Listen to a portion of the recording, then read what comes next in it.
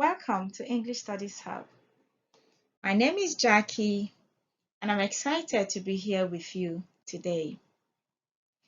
On this channel, we speak and write English with confidence. Now, today's video promises to be very interesting. It's interesting because we'll discuss what you love to hear. Affixation. Affixation in word formation. Let me ask you that pertinent question.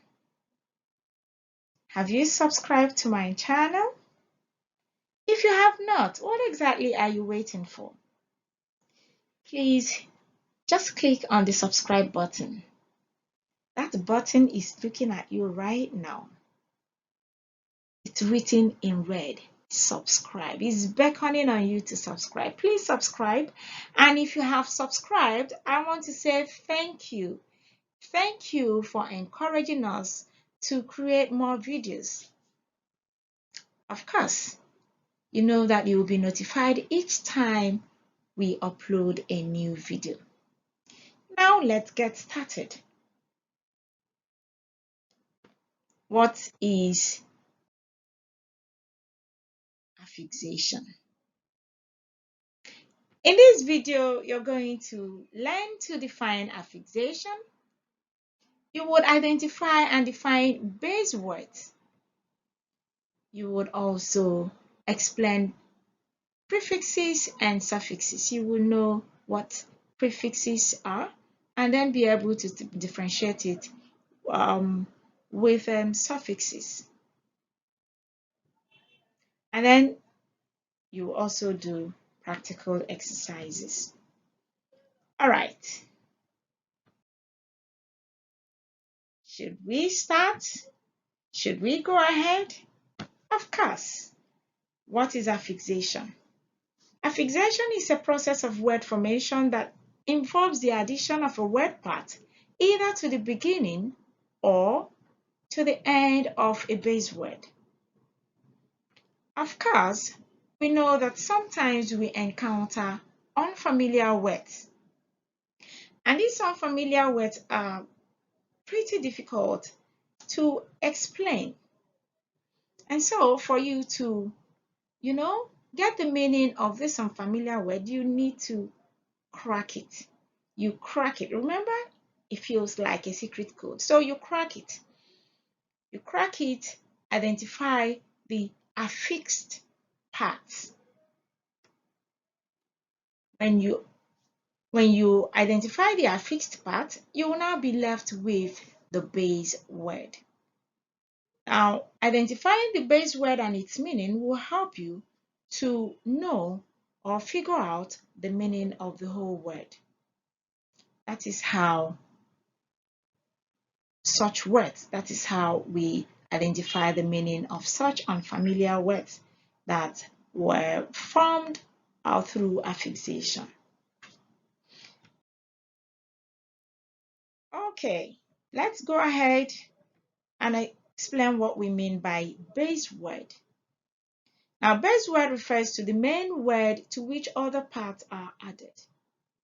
When you add a word part to a base word, you will be forming a new word. Let's look at this example. Direct. Direct is the word. Now, you can add a word part to it at the beginning to form a new word. Now, here we have miss. Miss is the word part. It's a morpheme. And then you have direct. So miss plus direct will give you a new word, misdirect. So miss plus direct will give you misdirect. And so direct is the base word because it's the main word of the word. All right, and then a word part can as well be added to the end of the base word, as in the second example. Here we have So when you add direct plus you will have director. Director is the new word formed from direct. So you can see that a word part can be either added to both the beginning and the end of a word. So when it is added to the beginning, it is called prefix. Prefix. So let's look at prefixes. A prefix, you see it? Prefix is a word part that is added to the beginning of a base word, resulting to a new word. So we can analyze even the word prefix. The word prefix contains two parts. We have fix as the base word, and then we have pre as the word part added to it. So you see, prefixes have meanings. It is the meanings that will help you to determine the meaning of the entire word. So when you know the meaning of common prefixes, then it will be easy for you to figure out the meaning of unfamiliar words that contain those prefixes. Let's look at this example. We have an. An is a prefix and it's added to the word necessary. Necessary, so you have unnecessary. So an has a meaning. And then we have in. In plus consistent will give you inconsistent. Inconsistent.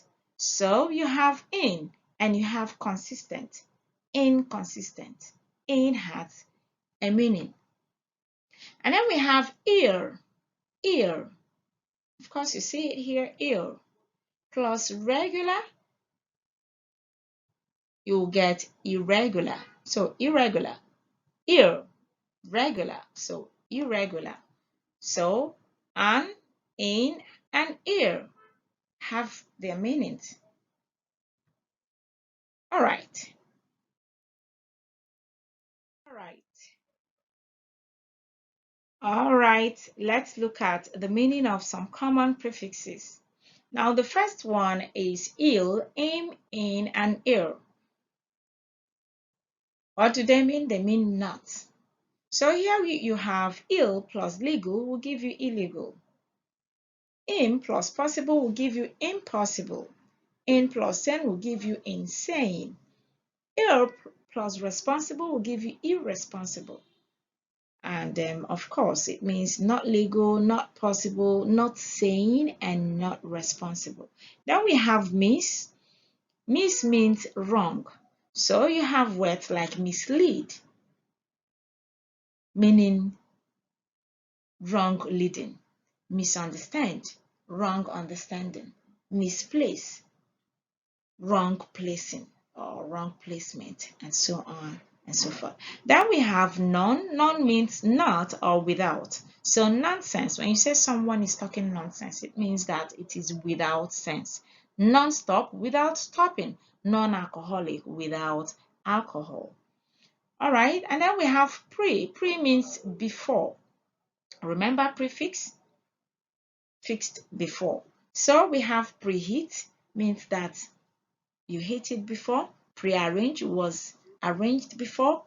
Preset, it was set before. Then we have re. Re means again. So reappear means appear again. Reconsider means consider again. Recharge means charge again. And then we have an. An means not. Unnatural, uncommon, unbeatable, meaning not natural, not common, not beatable. All right, and then we have this last one here, super. And super means bigger or more powerful. So you have Superman, you have supermarket, you have superpower. Okay. All right, I hope you're enjoying the lesson. If you have not subscribed to our channel, please hit the subscribe button. All right, let's look at suffixes. A suffix is a word part that is added to the end of a base word, which results in a new word. All right. So the addition of the word part is to the end of the base word. unlike the prefix that is added before. The suffix is added after. Okay, and once this addition is made, it could result to the modification of the meaning or the word class of the base word. For example, we have ras. Ras is added to danger to give you dangerous, and it means full of danger.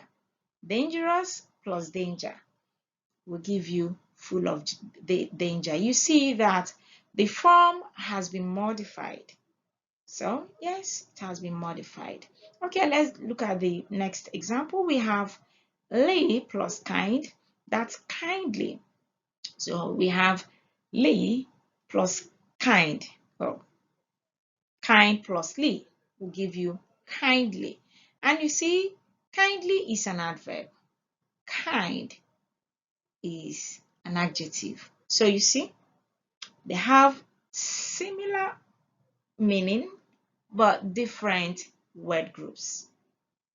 Okay, and then we have ness. Ness or less. But here, the example we have here, we have carelessness. So you see that this one is infix.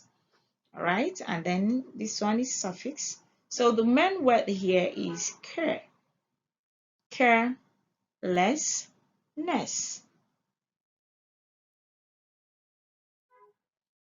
All right, now let's look at some common suffixes and their meanings. So we have able, which means capable of being. And then we have examples such as disposable, washable, meaning that you can wash it. It's capable of being washed. That's washable. It's capable of being disposed. That is disposable. All right, then we have n, to make. So you see it lengthen, to make longer. Frighten, to make afraid or something. Then we have or, which means a person. So we have teacher, governor. Now teach is the main word, the base word, and you add the inflection er, teacher. So you have someone, a person who teaches, a person who governs, that's governor. And then we have illy. Illy means what manner. So happily, in what manner? Did that thing happily, speedily. And then you have full, you have aus, meaning full of or state of. So successful means full of success. Grateful means full of gratitude. Joyous means full of joy. Okay, and then we have who with an S. State of, that's the meaning, state of. Falsehood, kindness, happiness. And then we have less, without, restless, heartless. Okay, so meaning that if you're restless, it means you're without rest. Heartless, without heart. So let's go to our exercises.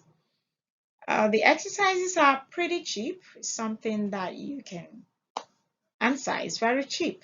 So let's see whether you've been able to learn anything from this lesson. Now, use what you learned about word power to answer the following questions. If zeal means strong feeling or intense support for a cause, what does zealous mean? Of course, I'm sure you can see the base word and then the word part added to it. Then if don't means to discourage, what does dauntless mean? The answer is just ringing in my head. If natal means dating from birth, what does prenatal mean? If toxic means poisonous, what does non-toxic mean? If classify means to place in a group or class, what does reclassify mean? I know you will enjoy this exercise. All right, so let's go to the next slide And yes, we are on the last slide. All right, on a final note, I'm sure you must have learned a thing or two in today's video. Kindly subscribe to our channel, share our video to all your contacts, don't miss even one, and encourage them to subscribe too. Visit us at www.englishstudieshub.com. Thanks for watching. See you in our next video. Bye.